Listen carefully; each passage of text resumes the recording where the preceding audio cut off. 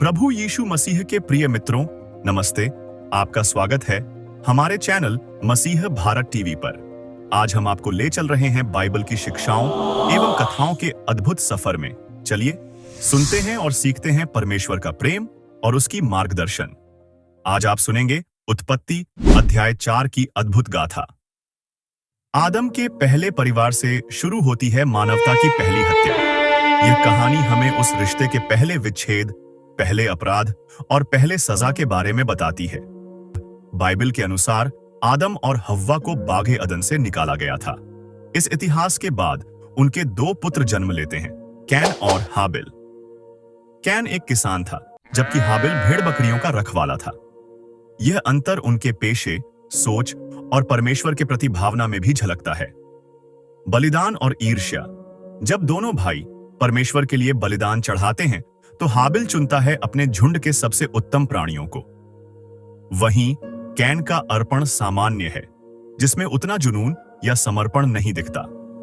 परमेश्वर हाबिल और उसके बलिदान को मान्यता देता है, लेकिन कैन को बिना बताए यह परिणाम उसे हैरान कर देता है। कैन के चेहरे पर उदासी, ईर्ष्या और क्रोध का नकारात्मक मिश्रण है। यहां बाइबल का नैरेटिव स्पष्ट करता है कि परमेश्वर मात्र बाहरी कार्य नहीं, मन की दशा पर भी ध्यान देता है। लेकिन कैन इससे नहीं सीखता, बल्कि उसका क्रोध बढ़ता है, जिससे मानव जाति के इतिहास का पहला अपराध उपजता है। अपनी भावनाओं को नियंत्रित न कर पाने के कारण कैन अपने छोटे भाई हाबिल को अकेले खेत में ले जाता है और उसके प्राण ले लेता है।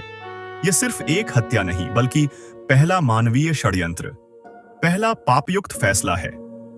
क्या यह सिर्फ एक व्यक्ति का अपराध था, या फिर यह मानव स्वभाव का ऐसा रूप है जिसे आज भी हम अपने इतिहास, परिवारों और समाज में देखते हैं?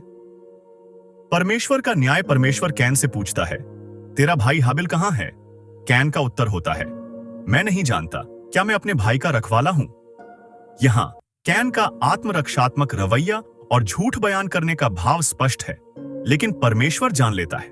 वह कैन को दंड देता है, उसे भटकने वाला, बेचारा बना दिया जाता है। कैन की फसल सूख जाती है, जीवन स्थिर नहीं रहता।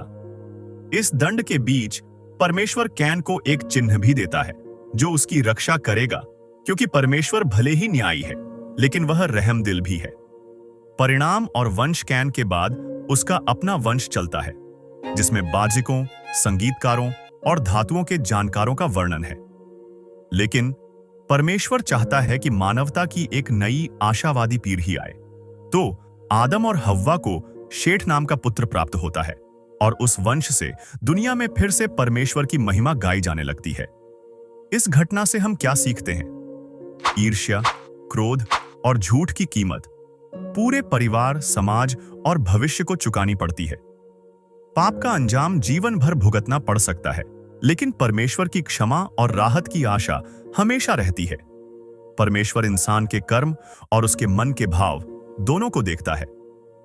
हाबिल मर गया, कैन सजा पाकर भटक गया, लेकिन हव्वा ने एक और पुत्र को जन्म दिया, शेठ, जिसे एनोश नाम का पुत्र हुआ, और दुनिया एक बार फिर से यहोवा का नाम लेने लगी। यह भी बाइबल की एक गहरी शिक्षा है।